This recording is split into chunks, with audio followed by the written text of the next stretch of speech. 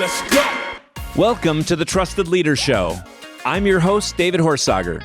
Join me as I sit down with influential leaders from around the world to discuss why leaders and organizations fail, top tactics for high performance, and how you can become an even more trusted leader.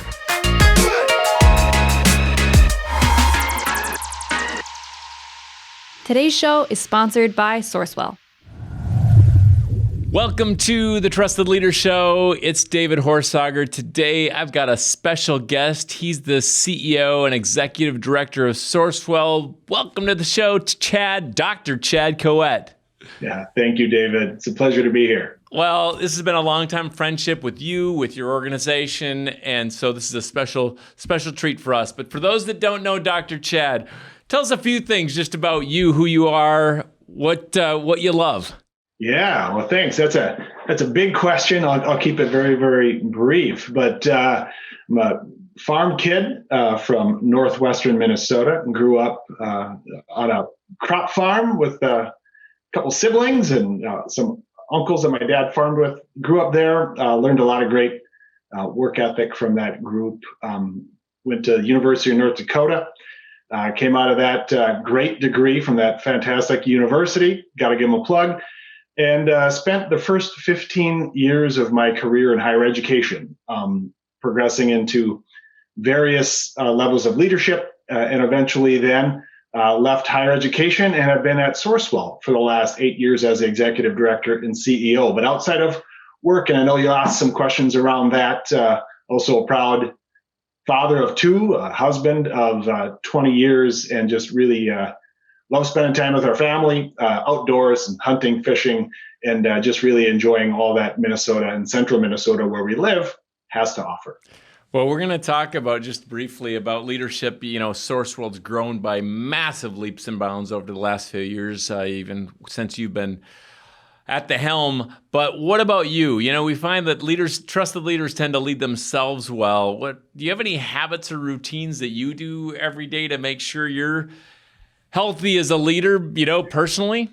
Yeah. Well, I try to read some good news as I can to kind of refresh up. We get sucked into those very, very deep traps of what seems like all the negativity that happens in a very polarized political environment, et cetera, and try to find some good news to read on a pretty regular basis. I do enjoy sports and kind of watching some favorite teams and reveling in that and being around my kids and their teams and their events as well. So really kind of pulling in some of that positivity intentionally on a regular basis. But I also, from a leadership perspective, recognize that taking care of yourself and finding some time for, you know, a little solitude, a little quiet time, but then getting some exercise. And I could do a better job of eating better, but try to eat decent. My wife would tell you not quite as good as I could, but getting a workout a couple times a week. And what's your workout? What's your favorite workout? Yeah, it varies. I've been called a runner, and I've never described myself a runner in my entire life. But the last several years, it's putting a couple 5Ks in a week, just at my own on a pace. 3-mile runs. I get a couple of those a week.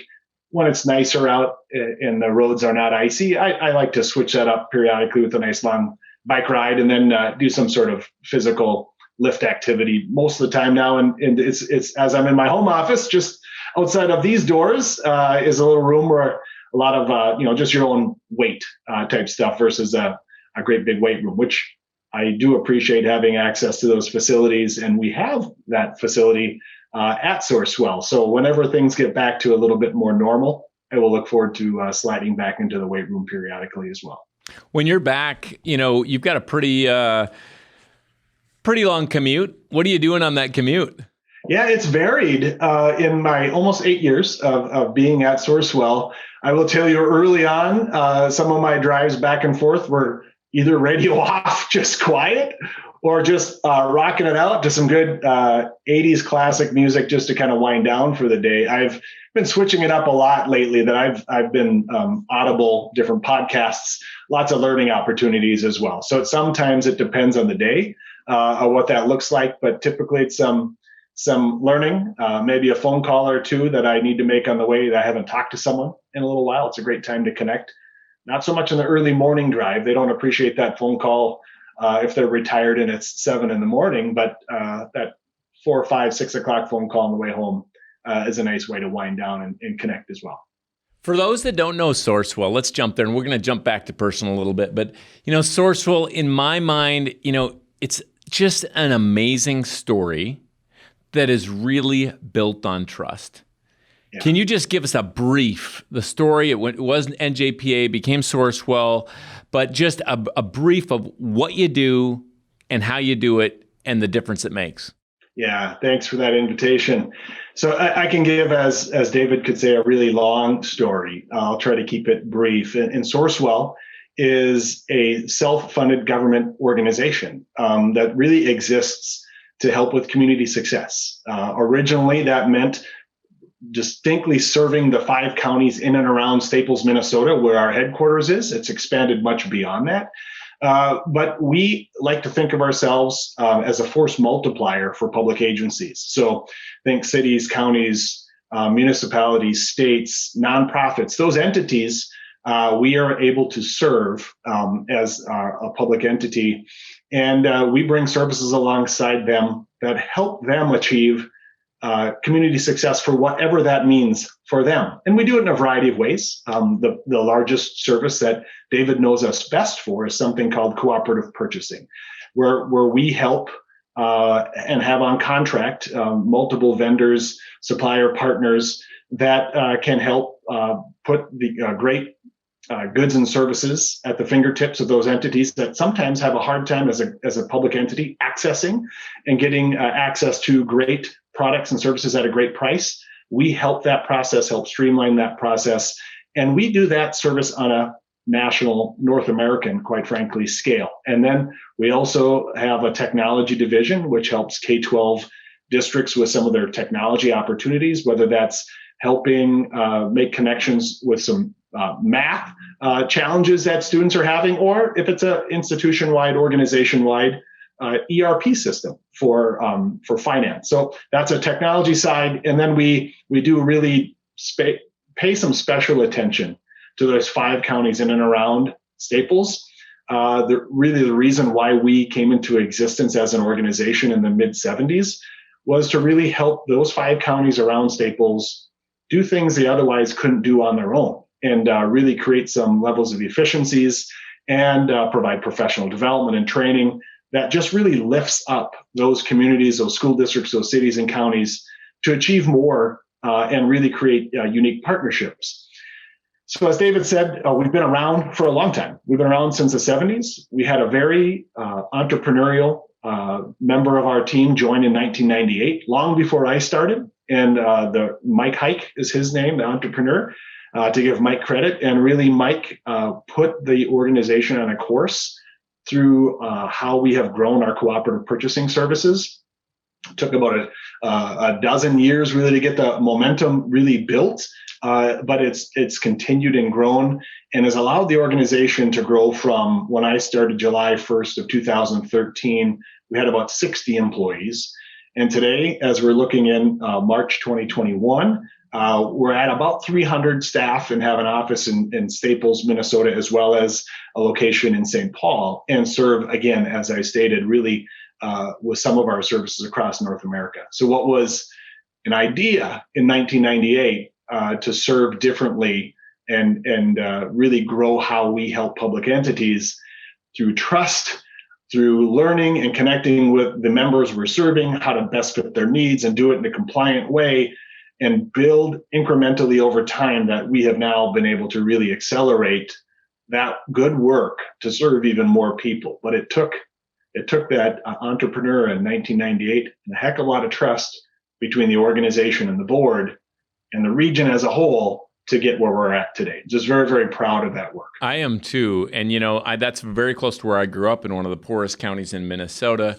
And as you know, and not only there's still the effect on central Minnesota in such a positive way. But I remember when I started working with Sourcewell and JPA at the time, it was less than $500 million touched. Now I think $5 billion worth of help in cooperative purchasing, just that business unit, right? Yeah, we were, as a volume of cooperative purchasing, not necessarily revenue that comes to the organization, just for clarity, but for the volume that goes through our cooperative purchasing service. When I started in July 1st of 2013, the year closing prior to that was just a little less than $800 million as that total volume. Last year, we were just shy of $5 billion. And really excited for that growth. It's taken a tremendous amount of internal systems and build to get there. And it is, even though one person was the genesis to bring that idea together, it has taken so much of a team collaborative to build out that great set of solutions. Hey, it's Ann with the Trust Edge team here. As you know, we are passionate about helping you and your team perform at your best. And that's why David wrote his new book, Trusted Leader. This true-to-life parable follows the story of a CEO who uncovers the root issue threatening his organization's success. And in the back half of the book, David provides a roadmap for even how to solve those root issues. Get Trusted Leader for your team, your organization, or even just for yourself at trustedleaderbook.com. What I love about this is there's a win-win-win, right? At least a win-win-win-win-win, because there's a win for the community in a place where we're educating in kind of a poor part of Minnesota in many ways. So it's helping there, but it's also helping companies that reach schools and cities in a fair way. It's also really helping schools. And I don't know if you can name some of them, but you're helping big cities around just to name a few. What are some cities and some places around the country, you know? Well, the state of New York as a whole and New York City, we do a tremendous amount of work in the state of New York and very proud of the partnerships we continue to grow and the contracts that we have for some of the vendors' products and services that are accessed by state entities. And name a few of those. Name a few. Let's just take snow removal or mowing for these cities. I'm going to get in trouble if I start naming out brands, because if I forget one, I'm going to be in big trouble. David. But these are the biggest things.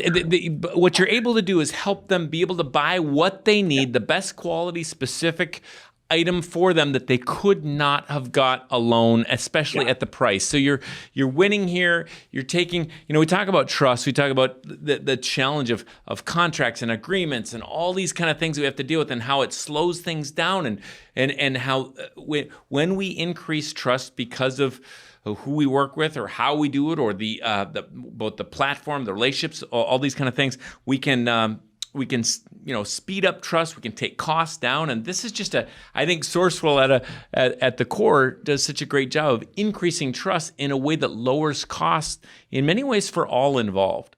Your example of the win-win-win is actually a way that I describe the relationship with our cooperative purchasing as well. And if I can, just to build on your comment, in the end, the user, the person who's going to use that contract to buy snow removal equipment or photocopiers or help with their construction processes, they're streamlining how they do that because they're trusting our organization that we've done that process on their behalf. And we've set it all up on the front end to make it easier, faster, simpler, and less costly for them. So they get a win. The vendor or supplier partner who's supplying the photocopiers, the snow removal or the construction, they're getting access to and a connection with someone who sometimes they have a hard time making that linkage with, just on how public entities have to buy things. And then the third win, back to our organization, where there's an administrative fee for helping make that work possible, comes back to the organization for one, to keep the lights on, second, to do some additional organizational growth. And the third part of that win back to our organization really falls right back into the region, as you described, David, where you grew up. The 5 counties immediately surrounding Staples, Minnesota, I like to say, often fall in the wrong top 10 list.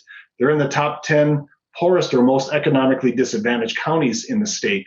And if that revenue stream can come back into our organization and we can reinvest it back into providing services for those 5 counties, it's a win. Because of the value-added service we're providing across North America, it's like we're recruiting that administrative fee to come back in and really multiply itself and make a difference back in the region. So it is truly a win-win-win in multiple ways. But without that trusting process and organization, none of it happens. And when I talk about my childhood, I'm so grateful for the school I grew up in, and it is amazing today, partly because of your input and that kind of thing. But Verndale, Minnesota, That's Verndale Schools where I went. I grew up 8 miles from Verndale in a little town. Not a town. The closest town was 500-person Verndale. I grew up 8 miles from there in a little farm. My 91-year-old parents still live there.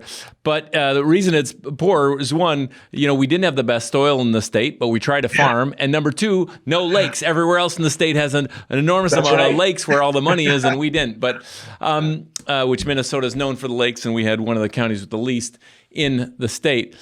So you're trying to farm on some of the tougher soil to farm on, and you don't have the all the people coming up with the big money on the lakes. But I'll tell you, the school system there is phenomenal, I believe, and partly, the partnership of Sourcewell has helped a lot of those schools be some of the best in class, and I'm grateful for that.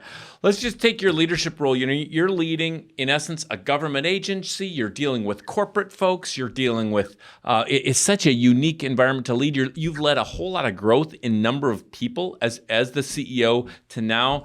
Tell us, what are some of the things you learned from when you started, jumped in the helm? Was it 12 years ago? Oh, no, it was in 2013. That's so right. Just okay. got it 8. All right, 8 years ago. 8. That's right. 8 years ago. Tell us, what do you wish you would have known then that you know now? Oh, wow, man, that's a great question. I will tell you honestly, there isn't, for sure, not a day, well, not a week, but oftentimes a day that I don't learn something dramatic.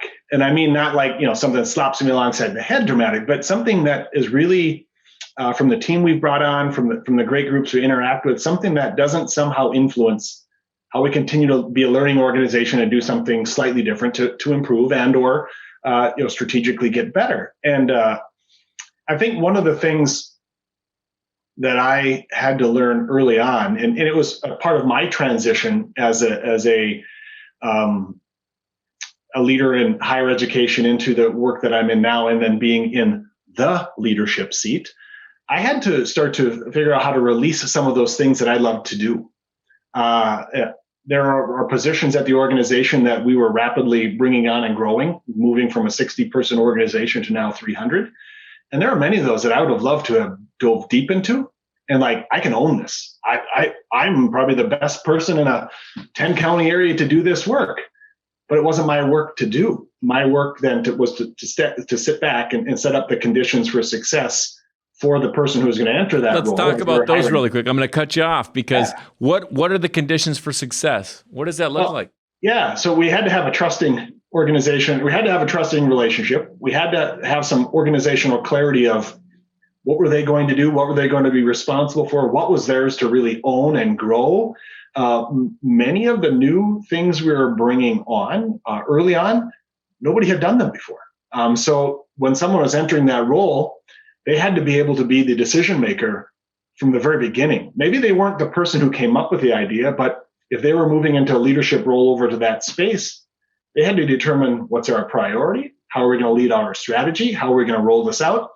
And if I was in their business every single day, it was going to inhibit their work. So we had to find people who were highly skilled, who were doers, could build teams, could build leaders, and start to shape out the organization as we saw it and where we were going. And then we had to then build support. I report into an 8-member board of directors. 6 of them are elected school board members who then get elected from other school board members to serve on our board. And 2 others are other elected officials, typically county commissioners or mayors. And they're elected by their peers to serve on the board. So I have 8 bosses who come from really eclectic backgrounds. And their common denominator between those 8 is service. You don't serve on a school board or a township board or a county commissioner because you want the glory. It is about service to your community. So that is a united like-mindedness about them, but their professional backgrounds are wildly different. Their visions for their own entities that they represent are wildly different. And we had to then, part of the role that I had to play was paint where the organization was going, garner support and buy-in from the board members on how we were going to do that, and then ultimately build that team to execute it, and then set up those conditions for success. So it's been a lot of learning along the way, believe me. If you're going to take one role, I mean, you had to do a lot of hiring quickly. Yeah. Just one takeaway for how you hire someone you can trust? Yeah. Wow. I tell you what, we've gotten better over that. We have I think a very strong hiring process. It is a process. We're a public agency, so we do have to follow a process. It's part of how we do that work. But I think as our human resources team we're a learning organization. We continue to learn what works, what doesn't work. But I think one of the things that was very important to us was to get a cross section of team members to be part of those interviews. So if you're interviewing for one department, the interview committee as a whole might have been made primarily up of that department, but you pull in some third parties from other parts of the organization for one, to get a bit of buy-in on who is joining the team, but just different eyes and ears on what they saw while they were in that meeting. And does this person, whomever he or she is, in the hot seat, in the interview candidate seat, look like they're a culture fit? Mm-hmm. Not a clone, but a fit, someone who would complement where we're trying to go and bring a great skill set. Now, the technical component, that was probably left to the people most likely in their department, but the character check did really come from other partners as well. I know that one of the things you've tried to, even get better at is kind of diversity, inclusion, equity challenges in the midst of, you have a certain maybe smaller hiring pool up in the area up in northern Minnesota, and then you've got the St. Paul team. You've opened new offices. Yeah. How are you intentionally increasing this idea of healthy inclusion equity? Yeah, well, I tell you that as we continue to work forward, and we are, as I've shared with David in another conversation, we are very actively doing equity, inclusion, and diversity training across our organization. Definitely was a kick in the pants to do more. Let's just say that with the Minnesota George Floyd, the death of George Floyd last year, and being in our own backyard. Really meant something for us to say we need to be part of the solution. So as one of the things we're doing is some considerable amount of internal training. Again, not short term, this is long term, long vision on this. But the pandemic actually, and how we have become better at telecommuting, will actually open up for us the pools of who we're going to be looking to hire, and not necessarily only advertise, well, you get to live in the greater Staples, Minnesota area, which I think is beautiful. Mm-hmm. I love it. I love the area. You can commute within, 30, 40 miles of it, live on a lake and live near lakes and be there. Not everybody has that same desire to live in Minnesota in the wintertime. So can we attract people who we might not otherwise have attracted to those positions, who live in various states, different climates all across the U.S.? And the short answer to that is yes. Now, the longer answer is, the how do we do that? How do we have our best practices in place? And some of those are coming together for us right now. But the pandemic and how we've had to pivot to do more telework is opening up some of those doorways that otherwise, just based on geography and weren't always as readily available. Hey, it's Sam from the Trust Edge team. Most training and development initiatives don't last or even solve the root issue hindering your organization.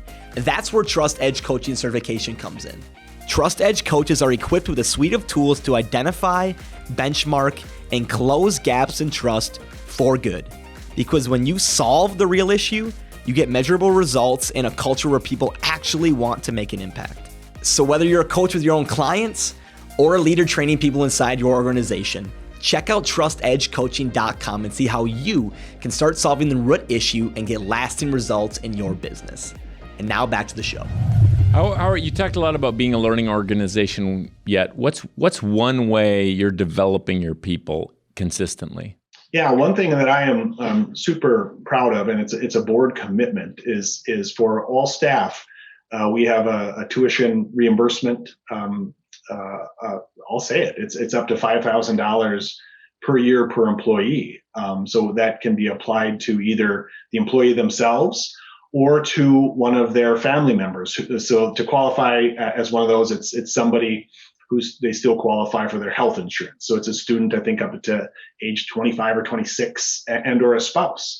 So it's up to $5,000 a year to achieve degrees and certifications. So we have staff members who are achieving associate's degrees, bachelor's degrees, master's degrees, one who's pursuing more than one. I think right now we're pursuing a PhD, but then innumerable numbers of either spouses and or children in college age that are out pursuing their next interests. So that has been something that I'm really proud that the board made a commitment to, I think about 7 years ago, and the use of that continues to grow. And we're just really, it sets a tone within families, and we want our team members, our teammates, to have their families as a whole be as educated as they want to be and as educated as they can be, and really create and make an impact in the communities that we serve. So whether they stay in Verndale, Minnesota, or they land out in Las Vegas, I hope whatever that education is that they get,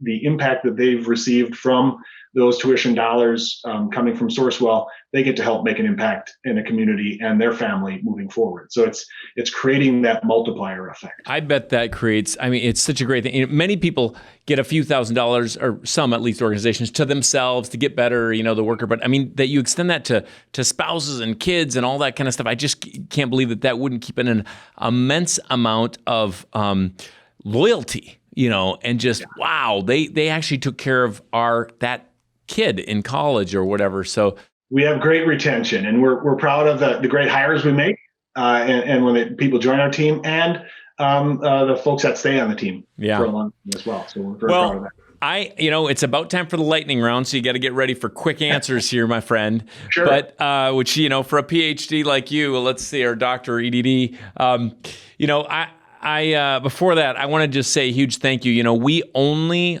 ask for sponsors by invitation, and they have to be people we trust. We work with anybody around the world. We'll work on corruption issues and pro sports teams and whatever. But when we have people sponsor our trust work, and so I just want to say publicly a huge thank you for sponsoring the Trusted Leader movement, the Trusted Leader book, and all that we're trying to do. We have just loved partnering with you, seeing how you live it out on, as we say, on stage and off stage, not just publicly but privately. And I'm just grateful to have become friends with many of your team and you, and watch from Mike Hike to others, all the transitions and growth that's happened. And he was here for such a time then, and now there's people for the next version of Sourcewell and the impact it's having across all the states in North America, Canada. I know some of the great work, much of it that's happening. So I want to say just to you publicly and on the podcast, thank you. And thank you. On behalf of the organization, you're welcome, and we're pleased to do that, David. Yeah. So, all right, quick fire lightning round. Here we go with Dr. Chad. A favorite book or resource right now? Yeah, I read, it's probably in the last 2 months, maybe 3 months, Simon Sinek's Infinite Game. Mm-hmm. Very, very impactful work. Love it. It's about not necessarily like one of his quotes, really, it's not about playing to win today. It's about staying in the game as long as possible.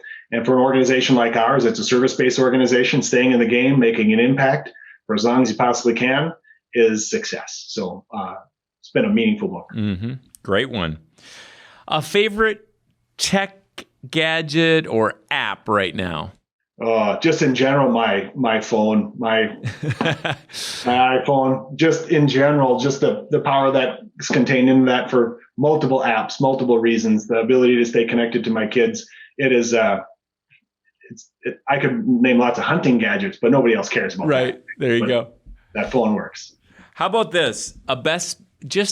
A best piece of advice or quote that runs through your mind that you think about, maybe you make decisions by? There's a couple. There's a quote that I get a couple kicks out of when I say it, but I often tell our team, I said, you can't fire a cannon out of a canoe, or you can at least do it once, right? You can do it one time, but then you're not sustainable. So the idea that you can't fire a cannon out of a canoe, and I get some chuckles out of that as I say it. And when they say, well, Chad, we'll put you on the canoe, we'll fire it one time. And the reality of it is that it's about building a base underneath you. So when you have repeatable processes, you don't just pull something off once how do you really, as a team and as an organization, continue to grow from that? And building that base, systems, processes, people, culture, that organization, systems, entrepreneurship, how do you innovate and not just win once? How do you do it over and over and over and build that base of success is really important. So that's something that does resonate with me a lot. Totally true. The foundation. If you don't build the foundation, in our case, we say if you don't build that foundation on trust, everything crumbles. So absolutely true. One thing left for Chad Coauette. One maybe it's a bucket list or just something you hope for. I would love to a bucket list. I'd love to go to New Zealand someday, just as a bucket list trip. Spend some time there. I do like to hunt. I like to hunt and fish. I would love it to be a hunting trip in New Zealand, but just to head to that beautiful climate that I see so much about. And what was the picture or thought that, like, New Zealand, of all the places in the world, you just thought, boy, you pulled that out? Did you? I mean, a beautiful place. I know one of my regrets last time we went to Australia, but not New Zealand. So it's a special place. What drew you to specifically New Zealand? So the image I have in my head is I had met a woman from Christchurch, New Zealand, when I worked at the college system. She was on their summer break, was here. They're exactly 6 months, basically weather-wise flipped over on their summer break, came to visit Alexandria, Minnesota. And she painted this beautiful image of where she lived, where you could decide, today, am I going to go to the beach or am I going to go skiing? And she legitimately said, we can go ski in the morning. And from the ski hill where I'm going down in the morning, I can see the beach down below that I'm going to be on in the afternoon. Wow. And I could pull it all off in one day. And I said, you know what? Just based off of that description, I'm going to make that happen. Make it happen. Let's do it. All right. Well, this has been fantastic. There's a whole lot we can gather from this time together. And of course, you can look at Sourcewell. Tell us about just where can people find the most about Sourcewell? Yeah, you can look at our website. Go look for Sourcewell.